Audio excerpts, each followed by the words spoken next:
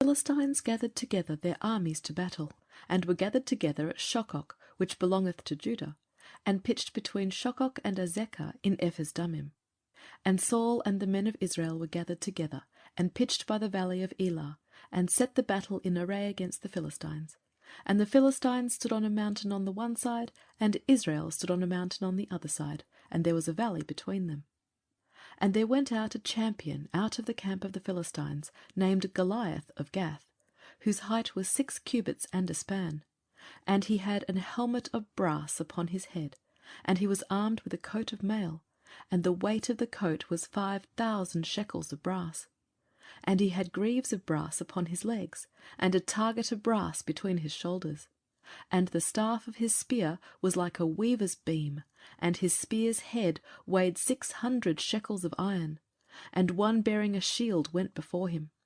And he stood and cried unto the armies of Israel, and said unto them, Why are ye come out to set your battle in array? Am not I Philistine, and ye servants to Saul? Choose you a man for you, and let him come down to me. If he be able to fight with me, and to kill me, then will we be your servants.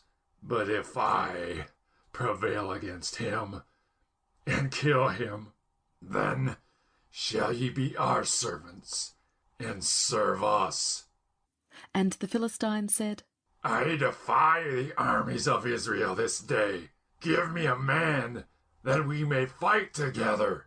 When Saul and all Israel heard those words of the Philistine, they were dismayed and greatly afraid. Now David was the son of that Ephrathite of Bethlehem Judah, whose name was Jesse, and he had 8 sons. And the man went among men for an old man in the days of Saul. And the 3 eldest sons of Jesse went and followed Saul to the battle. And the names of his 3 sons that went to the battle were Eliab the firstborn, and next unto him Abinadab, and the third Shammah. And David was the youngest, and the 3 eldest followed Saul. But David went and returned from Saul to feed his father's sheep at Bethlehem. And the Philistine drew near morning and evening, and presented himself 40 days. And Jesse said unto David his son, Take now for thy brethren an ephah of this parched corn, and these 10 loaves, and run to the camp of thy brethren, and carry these 10 cheeses unto the captain of their 1,000, and look how thy brethren fare, and take their pledge. Now Saul and they and all the men of Israel were in the valley of Elah, fighting with the Philistines. And David rose up early in the morning, and left the sheep with a keeper, and took and went as Jesse had commanded him. And he came to the trench as the host was going forth to the fight, and shouted for the battle. For Israel and the Philistines had put the battle in array, army against army. And David left his carriage in the hand of the keeper of the carriage, and ran into the army, and came and saluted his brethren. And as he talked with them, behold, there came up the champion, the Philistine of Gath, Goliath by name, out of the armies of the Philistines, and spake according to the same words, and David heard them. And all the men of Israel, when they saw the man, fled from him, and were sore afraid. And the men of Israel said, Have you seen this man that is come up? Surely to defy Israel is he come up, and it shall be that the man who killeth him, the king will enrich him with great riches, and will give him his daughter, and make his father's house free in Israel. And David spake to the men that stood by him, saying, What shall be done to the man that killeth this Philistine, and taketh away the reproach from Israel? For who is this uncircumcised Philistine, that he should defy the armies of the living God? And the people answered him after this manner, saying, So shall it be done to the man that killeth him. And Eliab his eldest brother heard when he spake unto the men. And Eliab's anger was kindled against David, and he said, Why camest thou down hither? And with whom hast thou left those few sheep in the wilderness? I know thy pride, and the naughtiness of thine heart, for thou art come down that thou mightest see the battle. And David said, What have I now done? Is there not a cause? And he turned from him toward another, and spake after the same manner. And the people answered him again after the former manner. And when the words were heard which David spake, they rehearsed them before Saul, and he sent for him. And David said to Saul, Let no man's heart fail because of him. Thy servant will go and fight with this Philistine. And Saul said to David, Thou art not able to go against this Philistine to fight with him, for thou art but a youth, and he a man of war from his youth.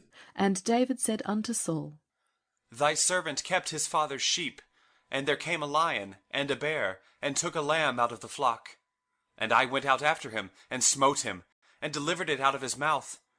And when he arose against me, I caught him by his beard, and smote him, and slew him. Thy servant slew both the lion and the bear, and this uncircumcised Philistine shall be as one of them, seeing he hath defied the armies of the living God. David said moreover, The Lord that delivered me out of the paw of the lion, and out of the paw of the bear, he will deliver me out of the hand of this Philistine. And Saul said unto David, Go, and the Lord be with thee. And Saul armed David with his armour, and he put an helmet of brass upon his head. Also he armed him with a coat of mail. And David girded his sword upon his armour, and he essayed to go, for he had not proved it. And David said unto Saul, I cannot go with these, for I have not proved them. And David put them off him. And he took his staff in his hand, and chose him 5 smooth stones out of the brook, and put them in a shepherd's bag which he had, even in a scrip. And his sling was in his hand, and he drew near to the Philistine. And the Philistine came on, and drew near unto David. And the man that bare the shield went before him. And when the Philistine looked about, and saw David, he disdained him, for he was but a youth, and ruddy, and of a fair countenance.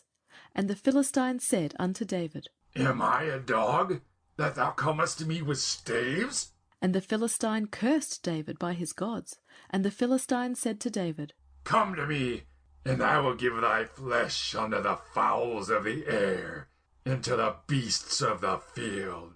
Then said David to the Philistine, Thou comest to me with a sword, and with a spear, and with a shield. But I come to thee in the name of the Lord of hosts, the God of the armies of Israel, whom thou hast defied. This day will the Lord deliver thee into mine hand, and I will smite thee, and take thine head from thee. And I will give the carcasses of the host of the Philistines this day unto the fowls of the air, and to the wild beasts of the earth, that all the earth may know that there is a God in Israel. And all this assembly shall know that the Lord saveth not with sword and spear, for the battle is the Lord's, and he will give you into our hands. And it came to pass, when the Philistine arose and came and drew nigh to meet David, that David hastened and ran toward the army to meet the Philistine.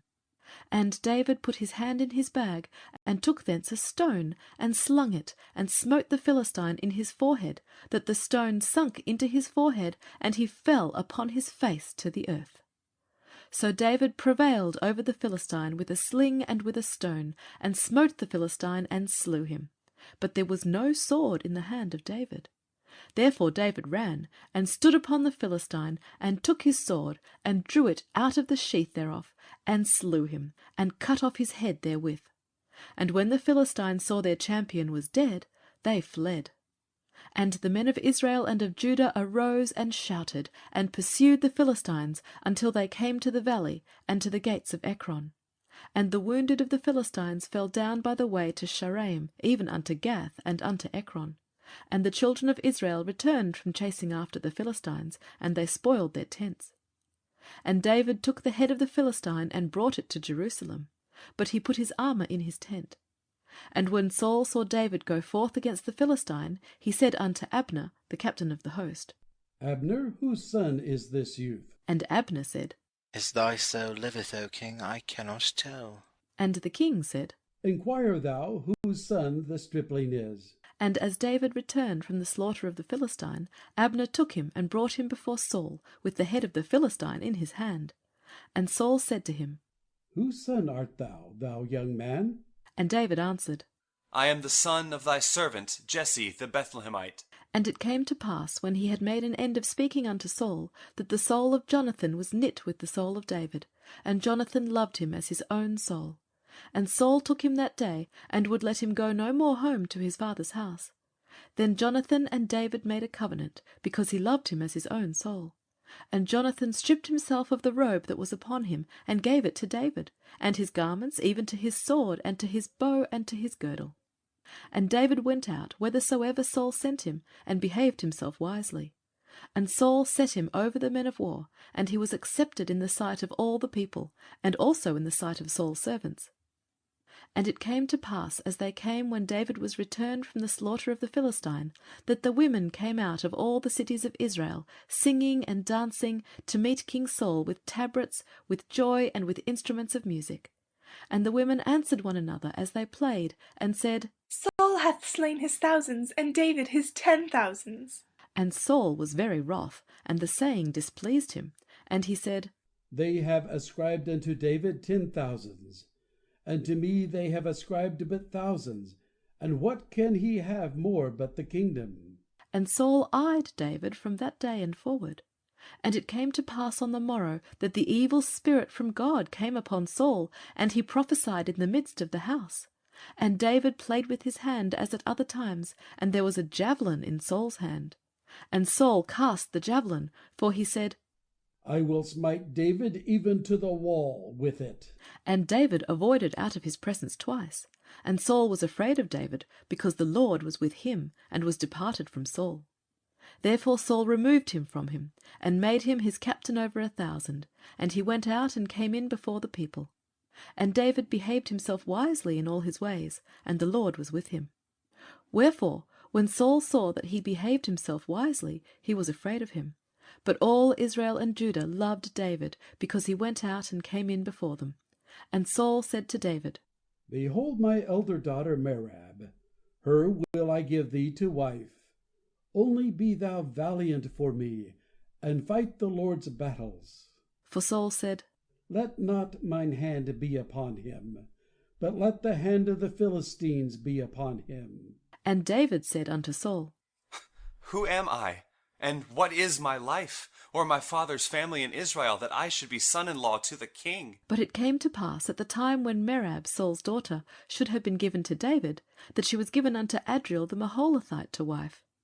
And Michal, Saul's daughter, loved David. And they told Saul, and the thing pleased him. And Saul said, I will give him her, that she may be a snare to him, and that the hand of the Philistines may be against him. Wherefore Saul said to David, Thou shalt this day be my son-in-law in the one of the twain. And Saul commanded his servants, saying, Commune with David secretly, and say, Behold, the king hath delight in thee, and all his servants love thee. Now therefore be the king's son-in-law. And Saul's servants spake these words in the ears of David.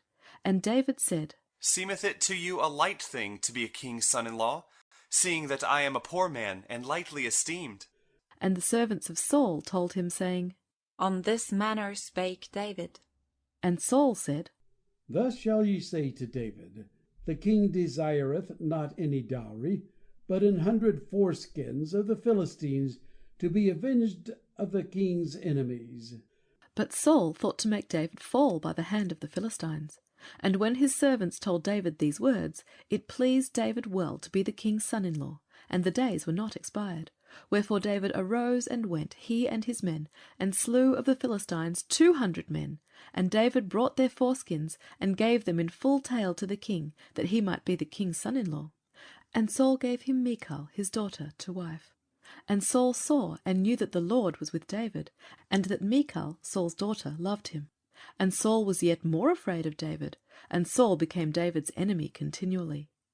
Then the princes of the Philistines went forth, and it came to pass, after they went forth, that David behaved himself more wisely than all the servants of Saul, so that his name was much set by. And Saul spake to Jonathan his son, and to all his servants, that they should kill David. But Jonathan, Saul's son, delighted much in David. And Jonathan told David, saying, Saul my father seeketh to kill thee. Now therefore, I pray thee, take heed to thyself until the morning, and abide in a secret place, and hide thyself. And I will go out and stand beside my father in the field where thou art, and I will commune with my father of thee, and what I see I will tell thee. And Jonathan spake good of David unto Saul his father, and said unto him, Let not the king sin against his servant, against David, because he hath not sinned against thee, and because his works have been to thee ward very good. For he did put his life in his hand, and slew the Philistine, and the Lord wrought a great salvation for all Israel. Thou sawest it, and did rejoice. Wherefore then wilt thou sin against innocent blood, to slay David without a cause? And Saul hearkened unto the voice of Jonathan, and Saul sware, As the Lord liveth, he shall not be slain. And Jonathan called David, and Jonathan showed him all these things. And Jonathan brought David to Saul, and he was in his presence as in times past. And there was war again, and David went out and fought with the Philistines, and slew them with a great slaughter, and they fled from him. And the evil spirit from the Lord was upon Saul, as he sat in his house with his javelin in his hand, and David played with his hand. And Saul sought to smite David even to the wall with the javelin, but he slipped away out of Saul's presence, and he smote the javelin into the wall. And David fled, and escaped that night. Saul also sent messengers unto David's house, to watch him and to slay him in the morning. And Michal, David's wife, told him, saying, If thou save not thy life tonight, tomorrow thou shalt be slain. So Michal let David down through a window, and he went and fled and escaped. And Michal took an image, and laid it in the bed, and put a pillow of goat's hair for his bolster, and covered it with a cloth. And when Saul sent messengers to take David, she said, He is sick. And Saul sent the messengers again to see David, saying, Bring him up to me in the bed, that I may slay him. And when the messengers were come in, behold, there was an image in the bed, with a pillow of goat's hair for his bolster. And Saul said unto Michal, Why hast thou deceived me so, and sent away mine enemy, that he is escaped? And Michal answered Saul, He said unto me, Let me go, why should I kill thee? So David fled, and escaped, and came to Samuel in Ramah, and told him all that Saul had done to him. And he and Samuel went and dwelt in Naioth.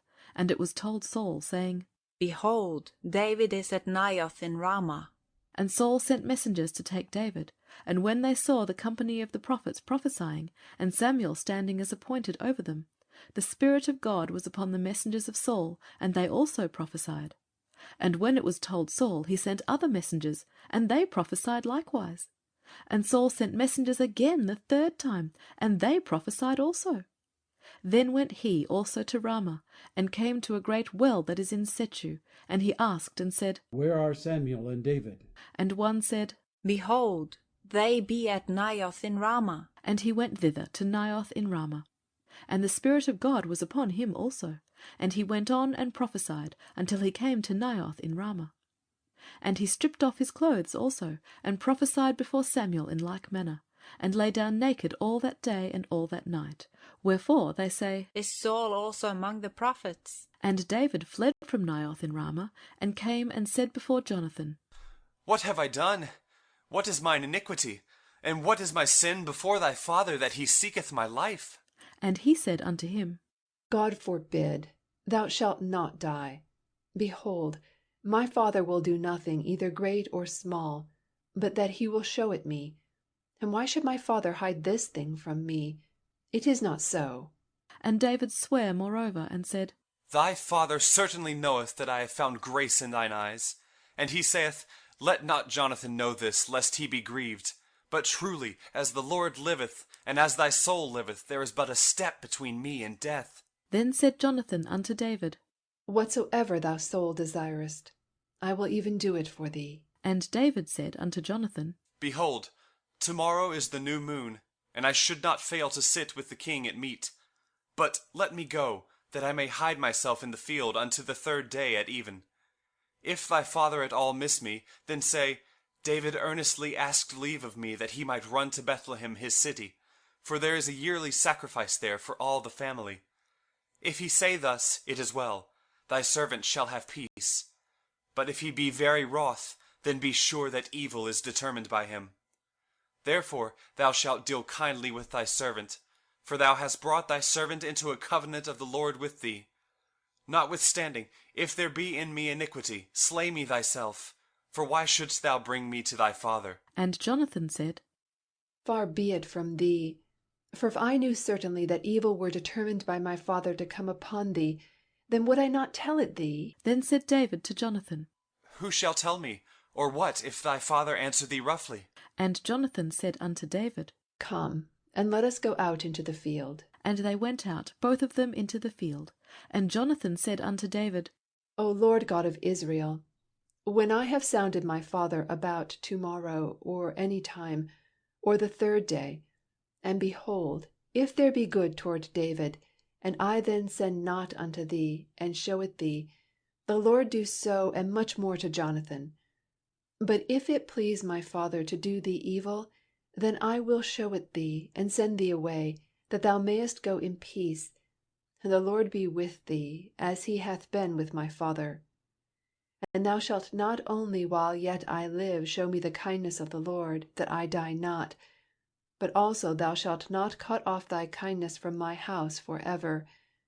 No, not when the Lord hath cut off the enemies of David, every one from the face of the earth. So Jonathan made a covenant with the house of David, saying, Let the Lord even require it at the hands of David's enemies. And Jonathan caused David to swear again because he loved him, for he loved him as he loved his own soul. Then Jonathan said to David, Tomorrow is the new moon, and thou shalt be missed, because thy seat will be empty.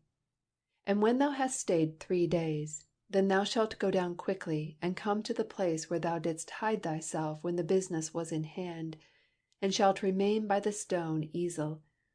And I will shoot 3 arrows on the side thereof, as though I shot at a mark. And, behold, I will send a lad, saying, Go, find out the arrows.